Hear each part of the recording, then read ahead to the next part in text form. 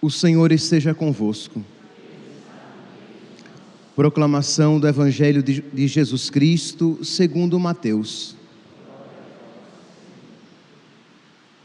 Naquele tempo, Jesus disse aos discípulos: em verdade vos digo, dificilmente um rico entrará no reino dos céus.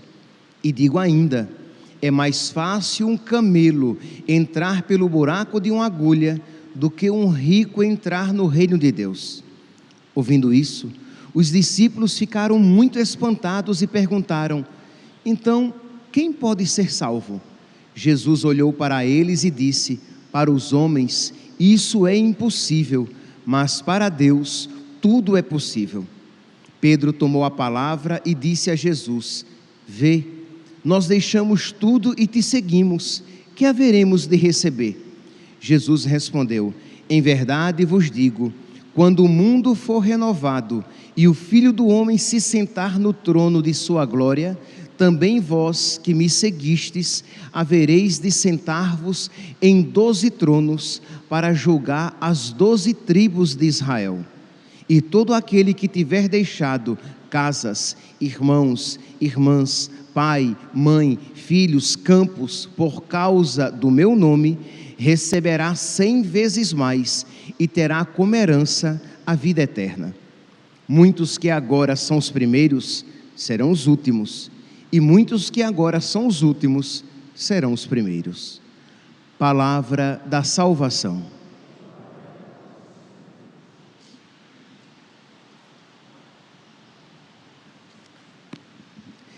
Caríssimos irmãos e irmãs, o Evangelho de hoje é uma continuação imediata do Evangelho de ontem.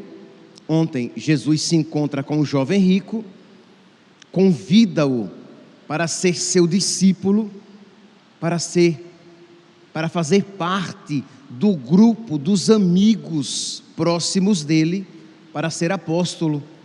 Só que aquele jovem que seguia alguns mandamentos, que seguia os mandamentos, mas não estava disposto a uma generosidade maior, aquele jovem se entristece e vai embora.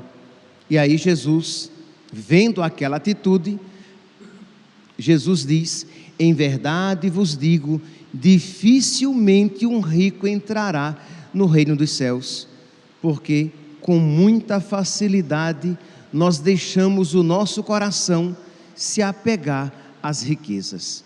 Pois bem, então, tomando essa afirmação de nosso Senhor, eu gostaria de fazer uma reflexão a partir da primeira leitura e do santo que nós estamos hoje fazendo memória, porque é verdade que dificilmente um rico entrará no reino dos céus, mas não impossível, porque o problema é quando você se apega à riqueza, se apega ao desejo da riqueza em detrimento de Deus. O problema é quando você serve à riqueza e se torna escravo do dinheiro e não servo do Senhor, escravo do Senhor, usando do dinheiro da melhor maneira possível. Então, na primeira leitura, nós ouvimos aqui a respeito deste rei mau. Diz que a palavra do Senhor foi dirigida ao profeta Ezequiel, nesses termos: filho do homem, dize ao príncipe da cidade de Tiro, assim fala o Senhor Deus, porque o teu coração se tornou orgulhoso, tu disseste: eu sou um Deus, e ocupo o trono divino no coração dos mares.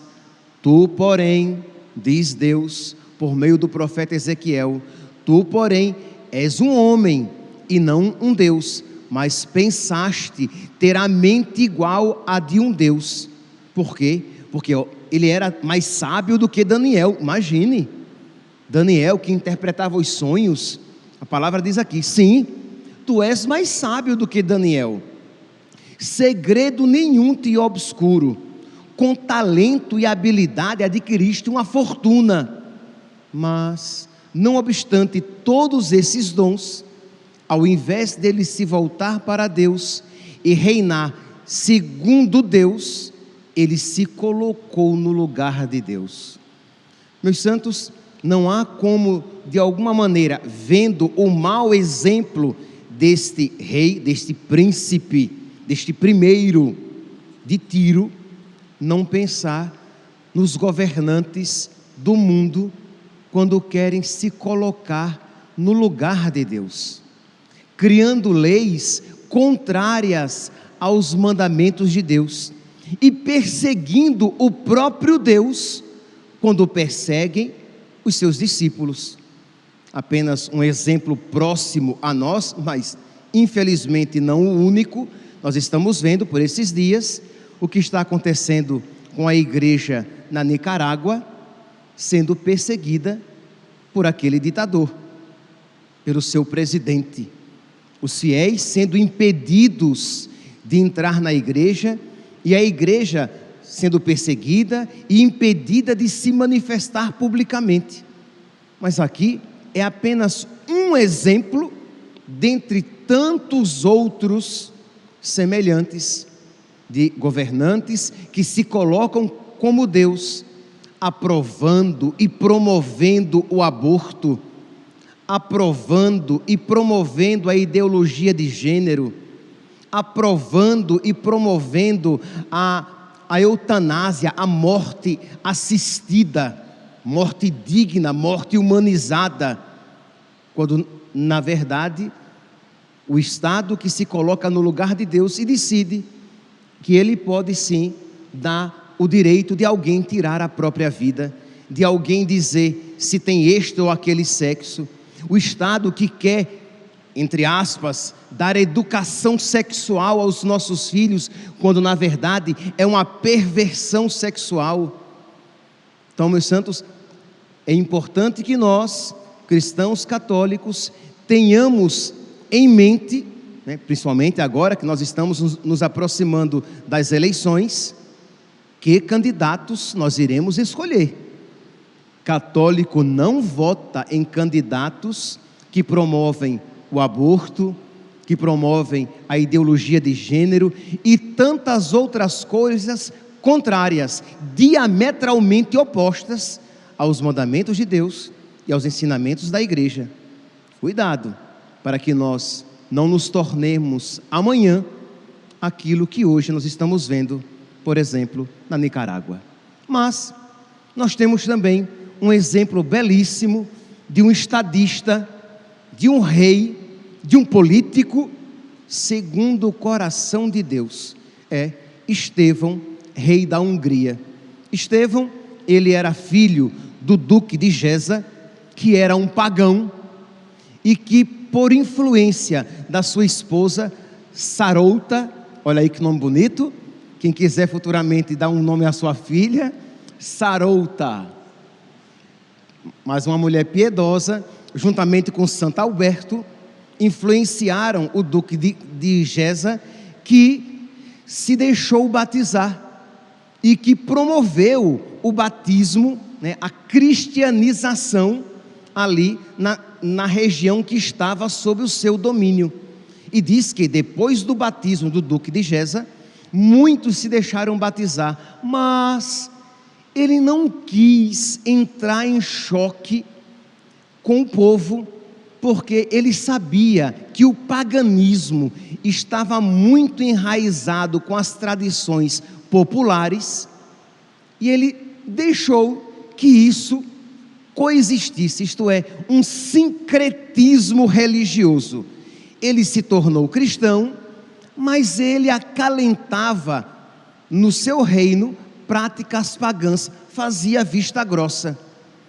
E isso, o seu filho, que é Vaik, que quando batizado receberá o nome de Estevão, o seu filho não compartilhava dessa ideia. Seu filho viu isso daí e percebeu que aquilo não era do agrado de Deus. Em 997, quando o duque de Geza, o duque morre, o duque vem a falecer, o seu filho assume o trono e O costume de então era brandir a espada para os 4 cantos do reino, indicando de que ele protegeria aquele reino.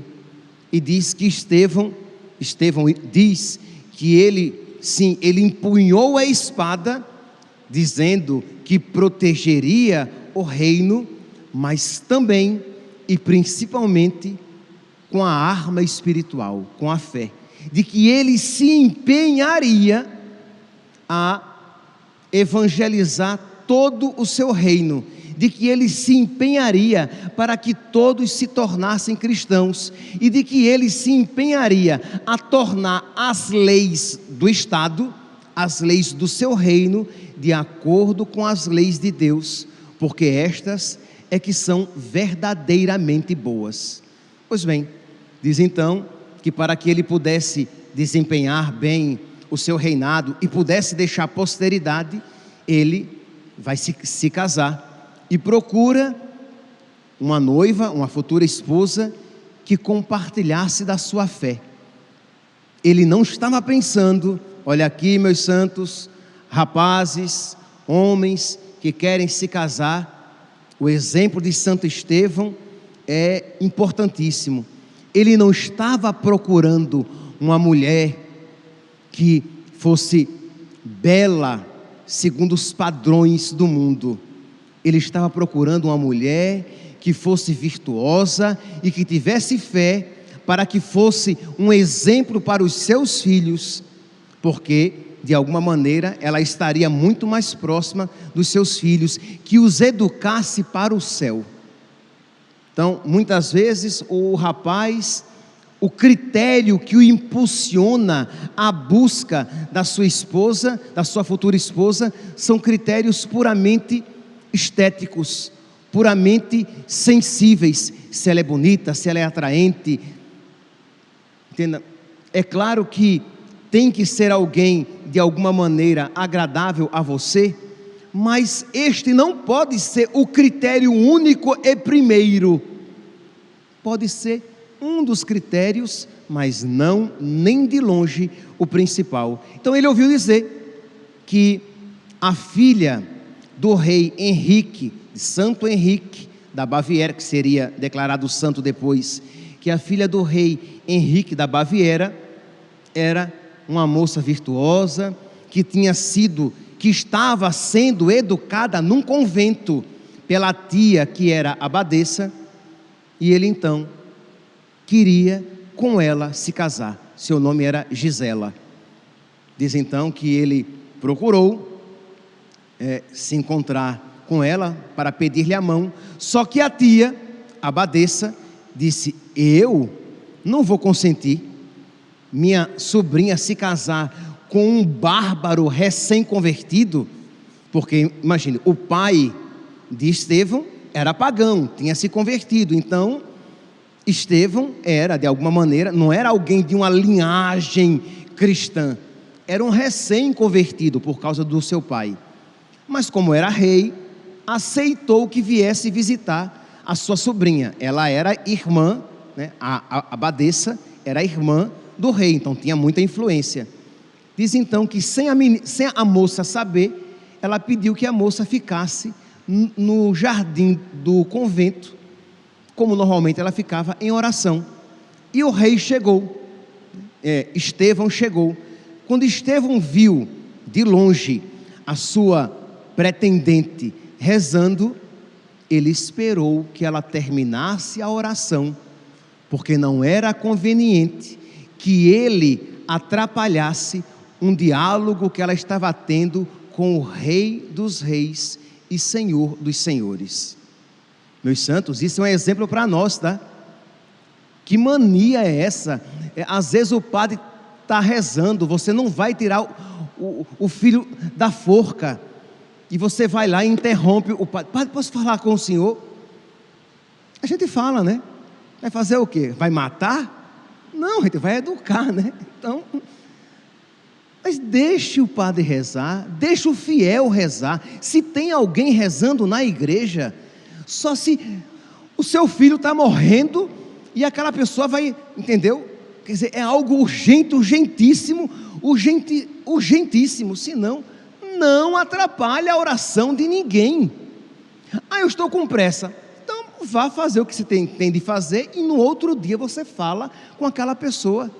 Está ali uma pessoa ajoelhada, rezando, e você vai lá e bate no ombro, que você quer dar uma palavrinha rápida, interromper a oração daquela pessoa. Isso não se faz. Se você, repito, é algo urgente, noutra ocasião, só, repito, é um caso de vida ou morte, e aí por caridade você pode sim interromper a oração daquela pessoa. Senão, não se interrompe a oração de ninguém. Está rezando, deixa lá, e também não fique que nem uma assombração do lado da pessoa. Não, eu não vou atrapalhar, mas você está ali do lado, a pessoa percebe, né, que tem uma coisa na minha frente, aí você olha, né, saia, ela está ajoelhada, ele está ajoelhado, então ele está rezando, ela está rezando, então você fica bem longe. Quando a pessoa se levantar e sair da igreja, você vai conversar. E muito menos de você ficar conversando dentro da igreja, causando barulho, conversando à porta da igreja e incomodando aqueles que estão dentro da igreja querendo rezar. Ter este zelo pela oração das pessoas, porque elas estão conversando com alguém muito importante, com alguém muito digno, e eu não posso incomodar. Então, Estevão, embora fosse rei, sabia que ele era apenas um súdito, um vassalo diante do Rei dos Reis e Senhor dos Senhores, e ele esperou. E diz que a véia abadesa, vendo de longe aquela atitude, ganhou-lhe o coração. Ela disse: não, ele é filho de bárbaro, mas ele será um bom marido para minha sobrinha, e deu, a permissão, e eles se casaram. Então, mas foi aquela atitude. Pois bem, uma vez casado, reinando, ele se empenhou, repito, de fazer com que as leis, do seu reino, do seu estado, do seu país, se adequassem com as leis de Deus. Imagine, meus santos, hoje, então, é um dia tão importante de nós, na nossa oração pessoal, pedir a Deus que nos conceda dirigentes, governantes, políticos, que se saibam criaturas e não deuses, como o príncipe aqui da primeira leitura, que se saibam servos de Deus e que sejam obedientes às leis de Deus e não tiranos que querem fazer as coisas segundo a sua cabeça, mesmo que contrárias, aquelas coisas contrárias à vontade de Deus. Mas nós somos responsáveis quando, sabendo a opinião daquelas pessoas, e damos o nosso voto a elas, iremos responder diante de Deus. Pois bem, e aí Santo Estevão queria receber do Papa o título de monarca cristão, de que a Hungria fosse reconhecida como uma monarquia católica, e ele então pede ao Papa essa graça, e no Natal do ano 1000, ele é coroado como um rei católico. Ele morre com 69 anos, e ele, ao morrer, ali no leito de morte, perguntam a ele, qual o segredo, qual a receita do sucesso da cristianização do seu reino. Como é que ele conseguiu tornar católica aquele reino de uma maneira tão rápida? E ele, muitos anos antes de São Luís Maria Grion de Montfort, ele reconhecia a ação da Virgem Maria, que ele disse que quando ele se tornou rei, ele entregou o seu reino aos cuidados da grande Senhora da Virgem Maria. E ele, no seu leito de morte, morrendo, ele tem uma pequena oração que ele fez no dia da sua morte, no dia 15 de agosto de 1038. Ele, devotíssimo da Virgem Maria, morreu num dia da Virgem Maria, no dia da Assunção de Nossa Senhora, 15 de agosto. E ele reza: grande Senhora, Rainha do céu, é a vós que eu dirijo minha última oração e confio a vós os cuidados da minha alma. Tomai sob vossa proteção maternal a igreja do meu país e o meu povo. Imagine que homem, ele tinha consciência de que ele, como rei, embora não fosse bispo, não fosse padre, mas ele, como rei, ele tinha uma responsabilidade com a igreja, protegê-la para que ela pudesse crescer muito mais. E ele então, no leito de morte, pede a Nossa Senhora que tome conta da igreja do seu país e do seu povo. Meus irmãos, quem tem um rei, um estadista, um político assim, tem um grande tesouro. Rezemos, peçamos a Deus. Mas ele não é apenas um exemplo de estadista, de rei, de político. Ele não é apenas um exemplo de homem, de marido, que escolhe a esposa pensando, né, nas qualidades espirituais primeiramente, e não simplesmente nos dotes físicos de beleza, mas ele é também um exemplo de pai, que deseja o céu para os seus filhos. Conversando com o seu filho, que haveria de ser rei depois dele, só resumindo, o filho dele morre com 23 anos, foi a maior tristeza para ele, mas que ele aceitou como um sacrifício que Deus lhe pedira. Ele que tinha preparado aquele filho para sucedê-lo. E ele diz então a este filho: em primeiro lugar, se desejas honrar a coroa real, recomendo-te, aconselho e exorto, filho muito caro, que guardes a fé católica e apostólica com tanta diligência e cuidado, que te tornes um exemplo para todos os que da parte de Deus te estão sujeitos. Meu filho, você vai ser rei, né? Então tá bom. Então que você guarde a fé católica e apostólica, de modo que você seja um exemplo para eles.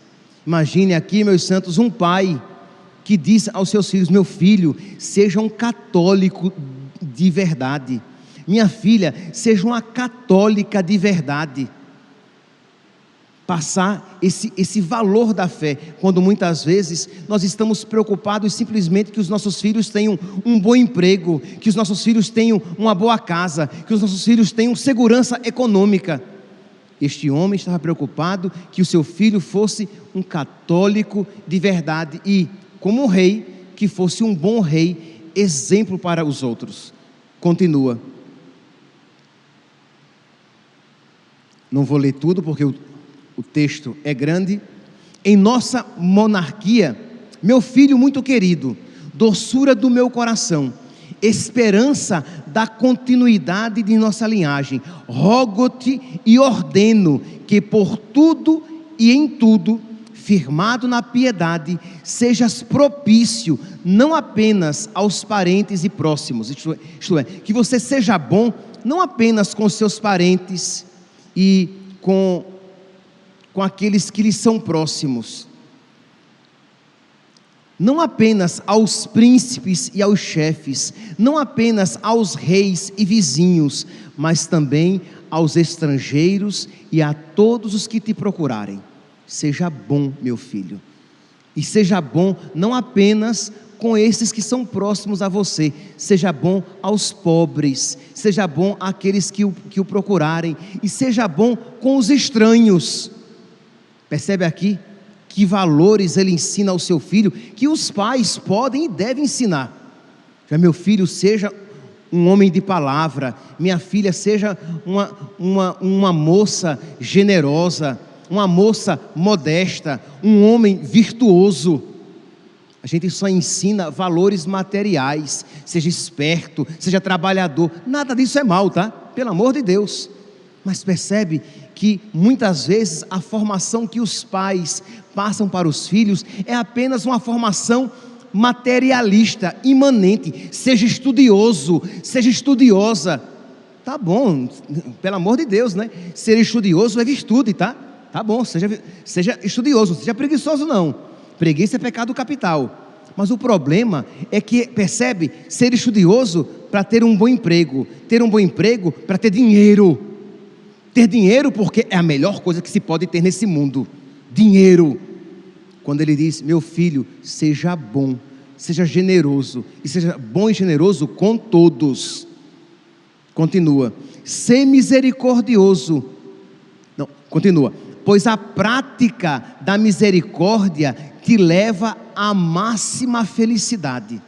Se você for misericordioso, você alcançará a máxima felicidade. Ele está falando o quê? Do céu. Os que praticam misericórdia alcançarão misericórdia. Ele vai. E se enfim forte,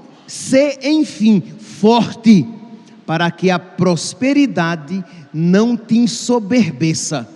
Lembra o que aconteceu com o rei da primeira leitura de hoje? Vou aqui voltar para que vocês ouçam. Assim fala o Senhor ao príncipe da cidade de Tiro: porque o teu coração se tornou orgulhoso, tu disseste, eu sou um Deus e ocupo o trono divino no coração dos mares. Tu, porém, és um homem e não um Deus.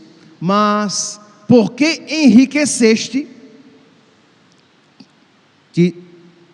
com o talento e habilidade, acumulaste ouro, com grande tino comercial acumulaste a tua fortuna, e com isso o teu coração se tornou soberbo. Porque enriqueceste, o teu coração se tornou soberbo.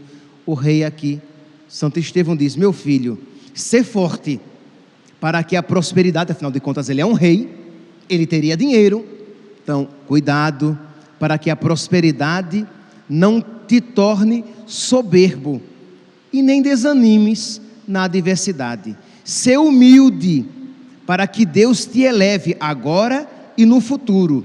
Sê modesto, e a ninguém castigues ou condenes em excesso. Sê manso, para que não faltes com a justiça. Sê generoso, de modo a jamais infligir deliberadamente um ultraje a ninguém. Sê casto, para evitares, como aguilhão da morte, todo o mau cheiro da luxúria. Percebe aqui os conselhos que um pai cristão, que um pai virtuoso dá aos seus filhos. Que o exemplo, meus santos, de Santo Estevão ilumine, inspire, quem sabe, os nossos políticos, os nossos dirigentes, os nossos pais, os homens, mas que a sua oração, que na sua oração ele interceda por todos nós, para que nós desejemos agradar a Deus com todo o nosso coração, como ele em sua vida desejou. Louvado seja nosso Senhor Jesus Cristo, para sempre seja louvado.